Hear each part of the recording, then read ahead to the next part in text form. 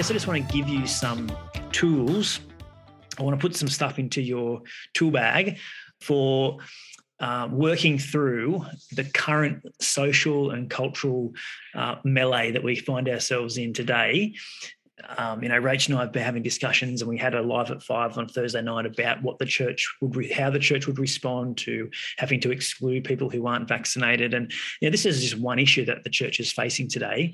There's serious discussions and issues around a whole range of stuff in our society. So that like racial equality and things like climate change and economic dislocation and political divisions, and there's just some things that have implications for the church today, but also for the generations to come. So they're important issues and important discussions.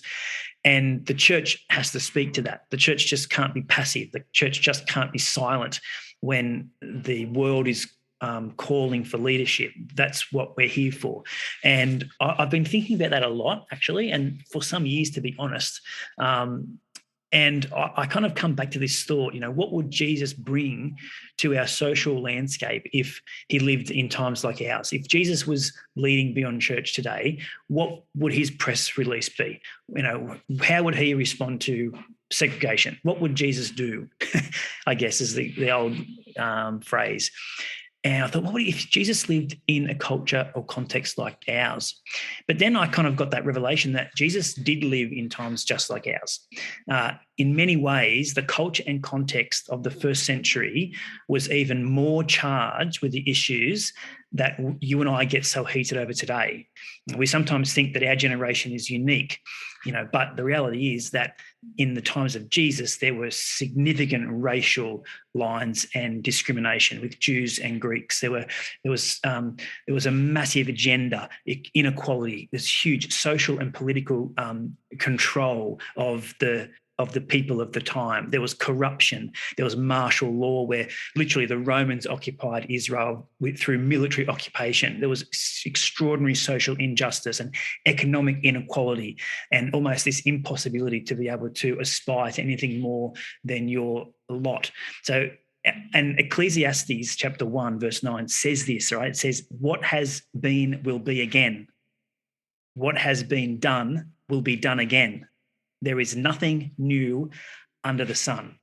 And so I say that to set up the idea that we can ask the question, what would Jesus do in the middle of this culture that we find ourselves in today? And we can find an answer.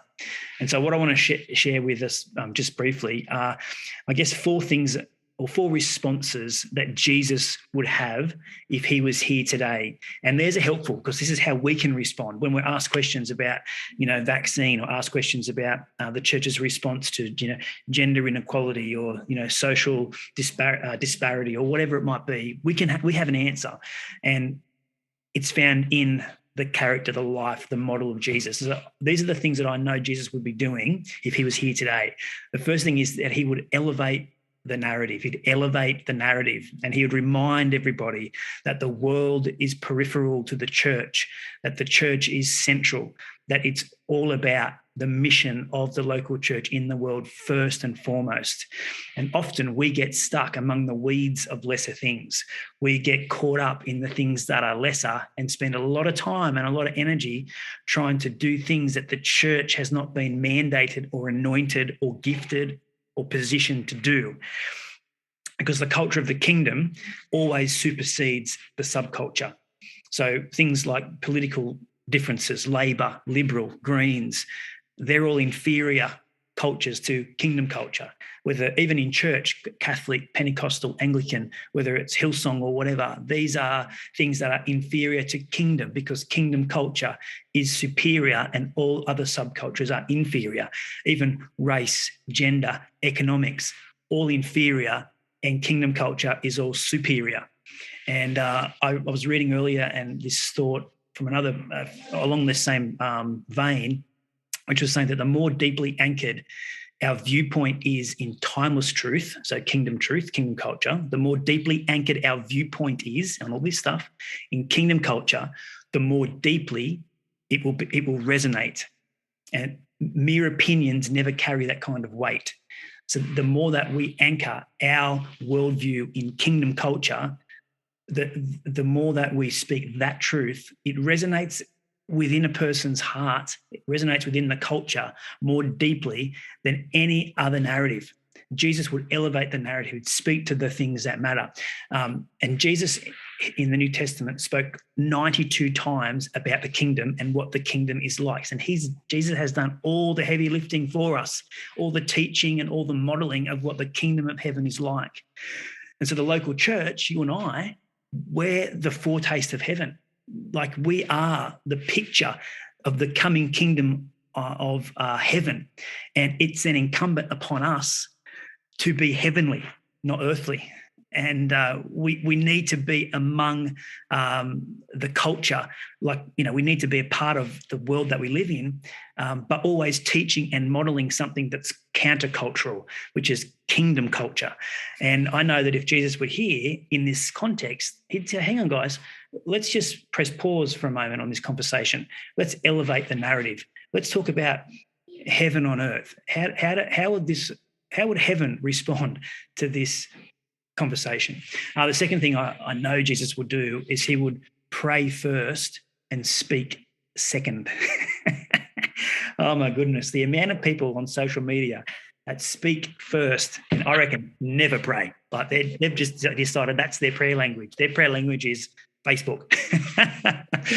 But Jesus, a lot of what is discussed today is very emotional stuff. It's a heightened kind of environment, and the places that we often find the conversation are places where it's very polar, it's very heightened, very emotional, and often we see something, we read something, we hear something, and we in our heart, our spirit, we just have to respond to it. It's like, we've got to fix that. We've got to change that person's mind. Or and you get heightened. Your heart starts racing. Oh, I just want to change this. You feel upset about it.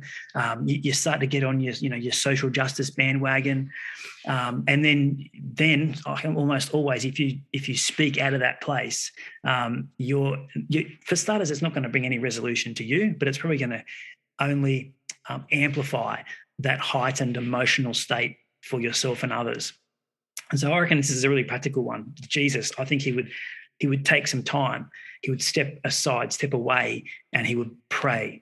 And I'd say to you guys as leaders in our church, when you do feel like there's a need to bring, some correction or response, or just press pause, wait 24 hours, sleep on it, pray about it.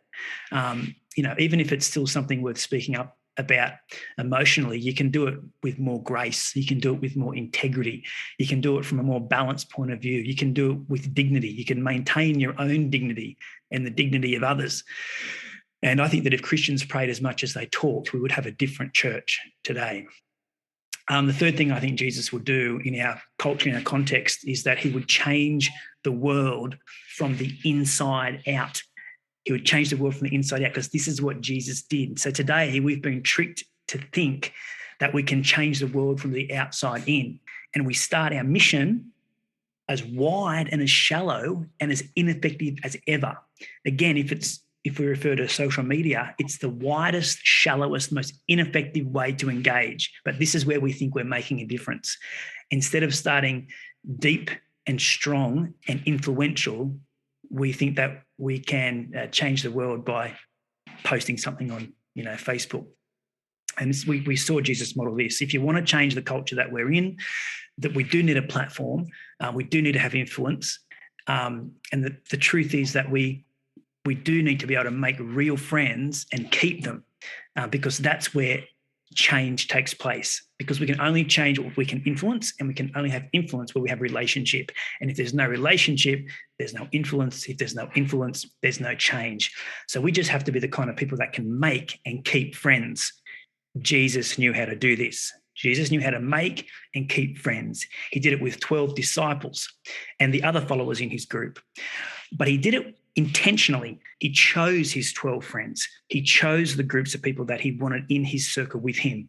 And he did it intentionally because he wanted to have a platform and he wanted to have influence So he chose a diverse group of friends. And this is a very practical point and tip as well, that when we're making friends and relationships with others, if we want to be world changers and want to change the world from the inside out, then we have to have a diverse group of friends, not all friends from the same place with the same ideas and the same worldview and the same mindset.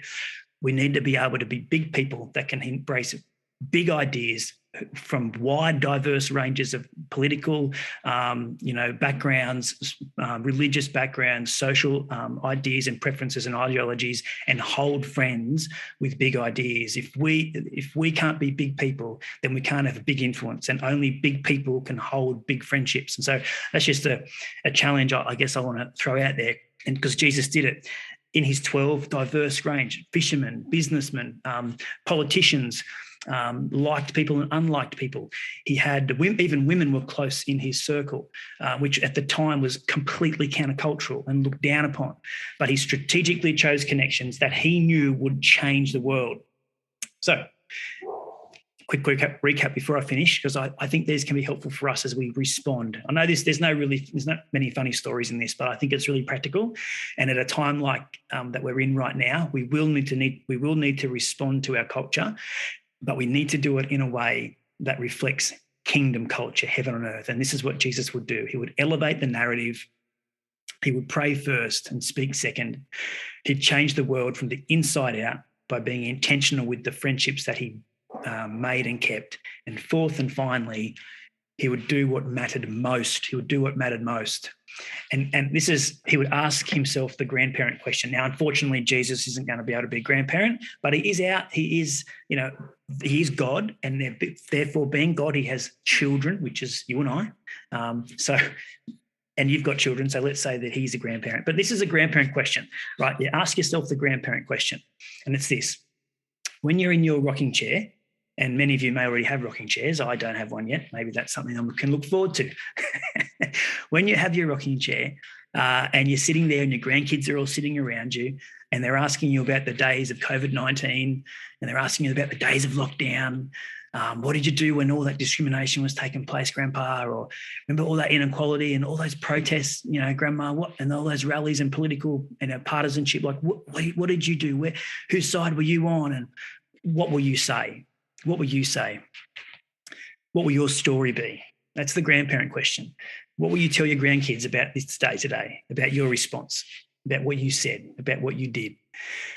And I kind of wonder what Jesus' story would have been if Jesus was sitting on the rocking chair, rocking back, and his grandkids gathered around and said, "Hey, Jesus, when you were there at the time of the political turmoil in Israel, like what did you do?" And remember how all the Jews, they were looking for a political leader? Jesus, what did you do? They wanted a military general, and they wanted a social liberator. Now, what did you say, Jesus? What did you do? How did you change it? And Jesus, I reckon he'd just say, "Well, kids, I just did what mattered most." So they might have wanted a political leader. They might have wanted a military general. They might have wanted a social liberator. But instead, I gave them what mattered most. I gave them a teacher. I gave them a friend. And I gave them a miracle worker. And when I was at the peak of my influence, I surrendered my influence and my life over to the people I was really trying to change. And instead of retaliation and revolution, I gave my life away. And I kind of feel like that's a big challenge for us. Jesus transformed hearts. And a heart on fire for Jesus is a heart that will follow in the footsteps of Jesus. Because what we do know is that transformed hearts transform the world. And so I just want to encourage us as the church to be the church, to be a taste of heaven on earth. And it doesn't look like we think it looks. If we want to see revolution, if we want to see change, we do need to ask the question, hey, how would Jesus respond in this day today? And we know, because the days in which he lived were very similar to the days in which we find ourselves in today.